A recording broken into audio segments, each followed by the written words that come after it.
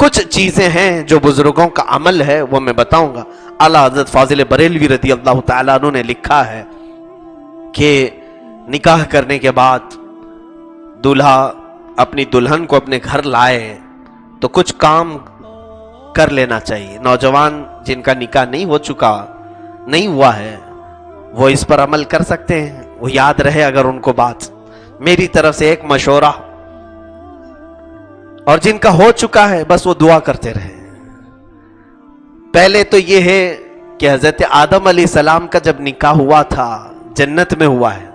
یہ بھی دیکھیں یہ نکاح اس وقت ہوا ہے جب ابھی نماز بھی فرض نہیں تھی. جنت میں کوئی عبادت نہیں لیکن نکاح ہو گیا تھا. اور رشتہ جو بنا ہے سب سے پہلا رشتہ ماں اور بیٹے کا رشتہ, یا باپ اور بیٹی کا رشتہ, یا بھائی بھائی کا, یا بھائی بہن کا رشتہ نہیں. سب سے پہلا رشتہ شوہر اور بیوی کا, اور یہ جنتی رشتہ ہے. اس سے ہی لوگ کڑ رہے ہیں, آج جل رہے ہیں. جو شادی کیے ہیں وہ عجب عجب قسم کے میسج کرتے ہیں, تھک گئے. تم شادی ہی صحیح نہیں کیے ہو. یہ جنتی رشتہ ہے, اس سے اوبنا نہیں چاہیے, تھکنا نہیں چاہیے. حضرت آدم علیہ السلام جب حضرت حوا پیدا ہو گئی, اب مجھے بتائیے ایک انسان ہے پورے جنت میں آدم علیہ السلام, دوسرا کوئی نہیں. اور پیدا ہوئی ایک عورت, ان کے علاوہ کسی اور کے لیے ہو سکتی تھی, وہ بنائی گئی ہے حضرت آدم کے لیے. اس کے باوجود حضرت آدم علیہ السلام کو اللہ نے فرمایا تمہیں چھونا حلال نہیں. ابھی ایک ہی تھی, ان کے لیے تو تھی. یہاں پتہ نہیں تمہارے لیے ہے ہی نہیں, اس کو چھونے کی کوشش کر رہے ہو تم, پتہ بھی نہیں ہے. وہاں ایک ہی تھی آدم علیہ السلام کے لیے, اور ان کو بھی چھونے سے منع کیا. رب تعالیٰ نے فرمایا اے آدم اسے تم نہیں چھو سکتے. کہا پھر کہا اس کا مہر ادا کرو. یہ قانون جنتی ہے, مہر ادا کرو اس کے بعد تمہارے لیے حلال ہوگی. مہر کیا دوں مولا؟ رب تعالیٰ نے فرمایا تمہاری اولاد میں اخیر زمانے میں میرے ایک حبیب نبی پیدا ہوں گے جن کا نام محمد ہوگا, زمینوں پر آسمانوں پہ احمد ہوگا. اس نبی پر تم 20 بار درود بھیجو, یہ تمہارا مہر ہے. یہ علامہ عبدالحق محدث دہلوی رحمۃ اللہ علیہ نے اس کو لکھا ہے اپنی کتاب مدارج النبوہ میں. میرے عزیزو, آدم علیہ السلام کے لیے بی بی حوا حلال ہوئی. اب میں جو چیز بتانا چاہ رہا ہوں, حضرت آدم علیہ السلام, حضرت بی بی حوا ان کے لیے جو حلال ہوئی, وہی یہاں پر میں نوجوانوں سے بھی کہوں گا تم مہر جو بھی باندھتے ہو باندھ لو, 5,000 7,000 10,000 تمہاری حیثیت کے مطابق. لیکن ساتھ ہی تمہاری دلہن گھر پر آنے سے قبل ہی مصطفیٰ کریم صلی اللہ علیہ وسلم کی ذات پر تم بھی درود پاک بھیجو, 20 نہ صحیح 100 مرتبہ. تم اپنی طاقت استعداد کے مطابق جتنا ہو سکے, تاکہ یہ شریعت کا جو قانونی مہر ہے وہ پیسوں سے تم نے ادا کر دیا, اور جو آدم علیہ السلام کا جنتی مہر ہے وہ بھی تم سے ادا ہو جائے. ایک تو یہ طریقہ, یہ میرا مشورہ ہے. اعلیٰ حضرت اللہ تعالیٰ عنہ نے جو فرمایا وہ یہ ہے کہ دلہن کو گھر پر لائیں تو پہلے اس کے گھر پہ داخل ہونے سے پہلے ہی اس کے پیر دھل لو, اس کے پیر دھل لو, اور اس کے پیر کے دھلے ہوئے پانی کو گھر کے چاروں کونوں میں ڈال دو, چاروں کونوں میں ڈال دو. اللہ رب العزت خوب برکت نازل فرمائے گا, برکت آئے گی.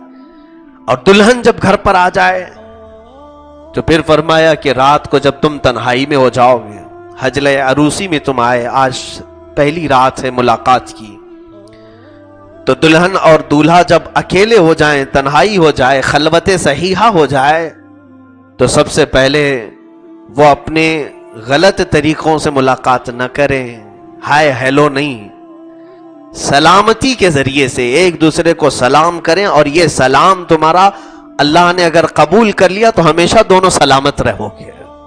دعا ہے نا, السلام علیکم ورحمت اللہ وبرکاتہ, اللہ تم پر سلامتی نازل کرے اور اللہ کی رحمتیں اور برکتیں ہو تم پر. دلہن اگر پہلے سلام کر رہی ہے تو دولہے کے لیے, یا دولہا اگر پہلے سلام کر رہا ہے تو دلہن کے لیے. لیکن کوئی اس میں یہ ضروری نہیں ہے کہ پہل کسے کرنا چاہیے، جو چاہے کر سکتا ہے. سلام کے ذریعے سے ابتدا ہو.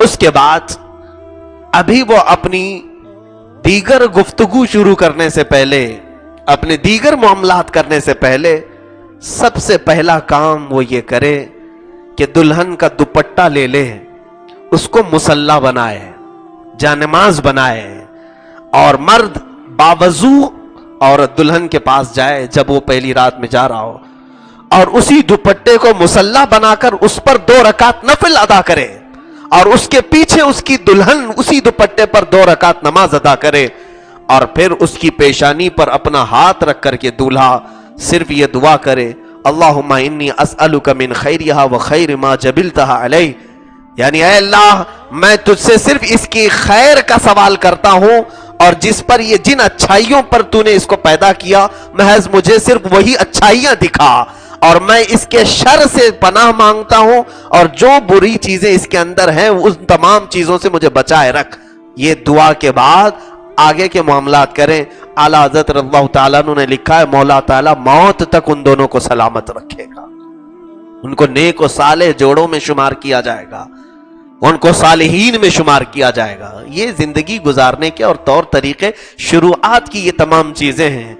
سوال تو یہ کوئی نہیں کرتا ہے نوجوان آ کر کے، پہلے یہ پوچھتا ہے شیروانی کیسے سلاؤں، مفتی صاحب اچھا مشورہ دے دیں، آپ جوتے کیسے سلواؤں، امامہ کیسے بندواؤں، مجھے اسی کام کے لیے رکھا ہے. میرے عزیزو، زندگی کی پہلی رات ہو، ایک نئی زندگی گزارنے جا رہے ہو، تو یہ بھی تو سوال کریں کہ میرے آقا صلی اللہ علیہ وسلم کی سنتیں کیا ہیں، اسلامی طور طریقہ کیا ہے. اسی اعتبار سے اپنی زندگیوں کو شروع کرو تو یہ جو شقاق ہے، یہ جھگڑے ہیں، ان تمام چیزوں کی نوبت ہی نہ آئے. میں یہی دعا کرتا ہوں مولا تعالی ہم سب کو جنتی لطف دنیا میں بھی عطا کرے اور آخرت میں بھی عطا کر رہے ہیں، اور بیوی کو بوجھ نہ سمجھیں، اور کوئی بیوی اپنے شوہر کو بوجھ نہ سمجھے، اور جس نے یہ سوچ لیا ابھی سے اور حقیقت میں اللہ اسے بوجھ بنا کے ہی رکھے گا.